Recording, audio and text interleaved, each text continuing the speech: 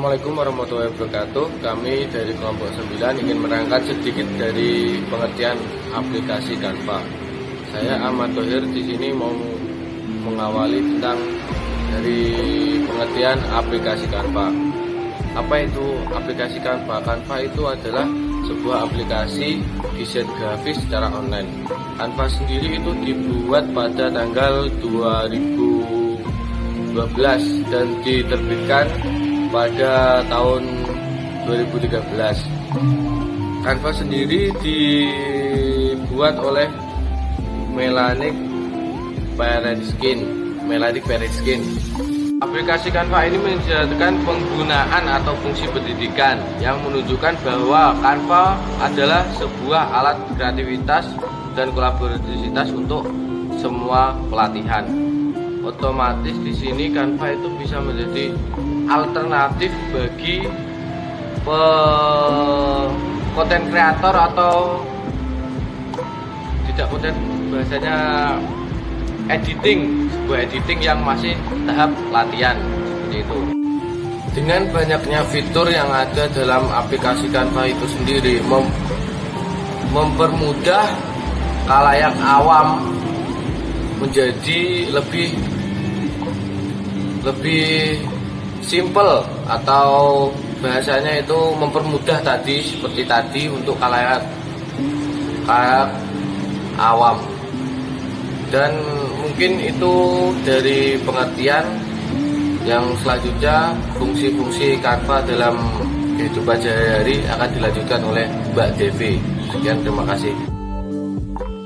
Oke, materi selanjutnya adalah fungsi Canva dalam kehidupan sehari-hari. Nah, sebelumnya, perkenalkan, nama saya Devi Puji Lestari dengan NIM 203190027. Nah, dalam kemajuan teknologi informasi seperti saat ini, aplikasi Canva dapat menyajikan banyak sekali berbagai fitur-fitur yang sangat beragam dan menarik. Penggunaannya dapat dilakukan di gawai atau smartphone dan juga dapat mempermudah seseorang dalam mendesain berbagai keperluan pendesainan, merupakan suatu kelebihan yang dimiliki oleh aplikasi Canva. Jadi, tidak heran jika aplikasi Canva sangat banyak sekali diminati oleh kalangan masyarakat luas sebagai salah satu aplikasi desain grafis. Nah, aplikasi ini memiliki banyak sekali manfaat dalam kehidupan sehari-hari.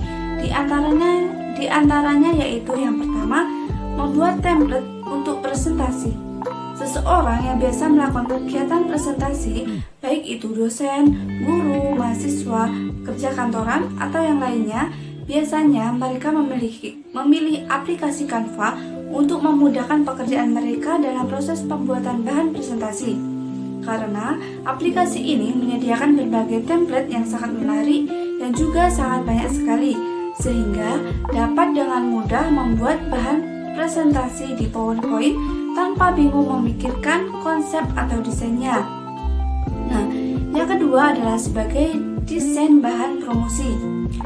Seorang pebisnis atau orang yang memiliki usaha di bidang apapun tentunya membutuhkan bahan atau media yang dapat digunakan sebagai media promosi untuk mempromosikan usahanya. Nah, dengan begitu, aplikasi Canva sangat cocok dipilih untuk alat atau media mendesain bahan promosi seperti iklan, poster, baliho, pamflet, dan lain sebagainya. Yang ketiga, sebagai desain pembuat konten. Seorang YouTuber harus dapat membuat konten yang dapat menarik perhatian para viewernya. Dengan konten yang menarik, tentunya seorang YouTuber harus dapat menguasai teknik editing. Dalam hal ini, aplikasi Canva menyediakan berbagai macam fitur yang dapat digunakan oleh YouTuber dalam proses editing konten secara gratis. Selain konten YouTuber, aplikasi Canva juga dapat digunakan untuk membuat konten-konten lainnya seperti Facebook, Instagram, TikTok, dan lain sebagainya. Yang keempat, sebagai desain cover buku, majalah, novel, dan e-book. Dalam sebuah buku, majalah, novel maupun e-book tentunya membutuhkan sebuah cover yang bagus dan menarik agar dapat menarik perhatian para pembacanya. Dengan begitu, seorang penulis tidak perlu mengeluarkan biaya untuk kepercetakan, untuk mendesain cover untuk tulisannya. Karena jika aplikasi Canva sudah menyediakan banyak sekali fitur-fitur yang sangat menarik untuk desain cover buku, majalah.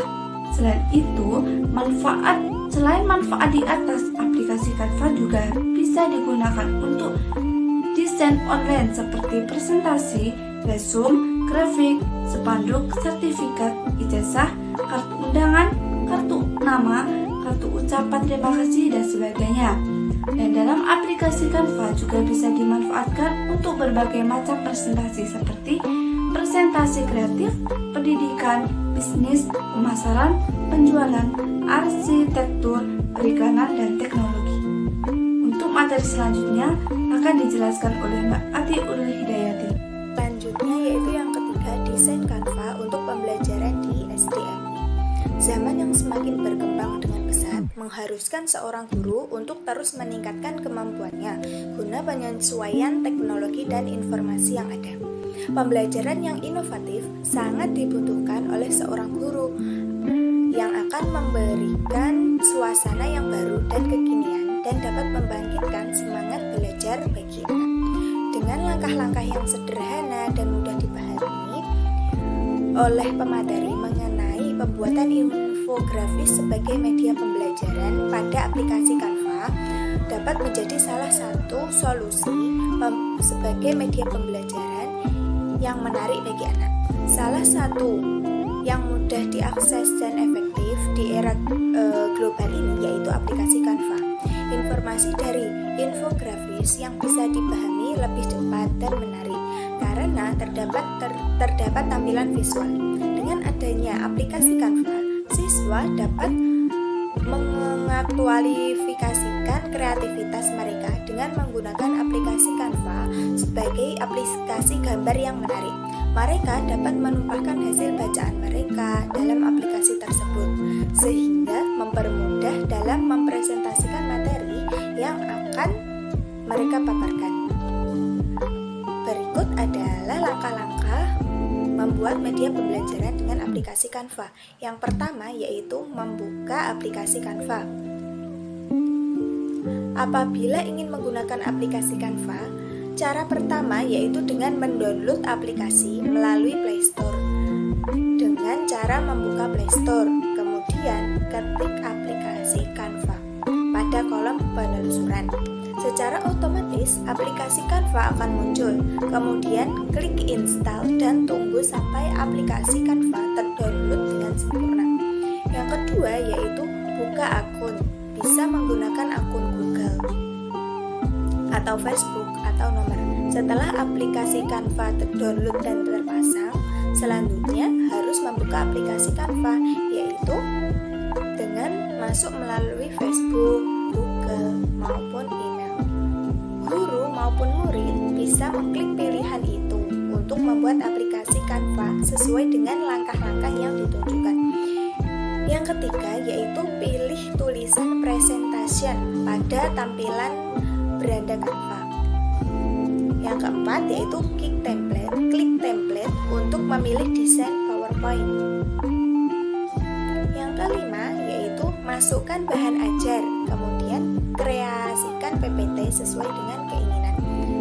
Yang terakhir, setelah desain dibuat sudah selesai, langkah terakhir yaitu menyimpan desain yang sudah dibuat.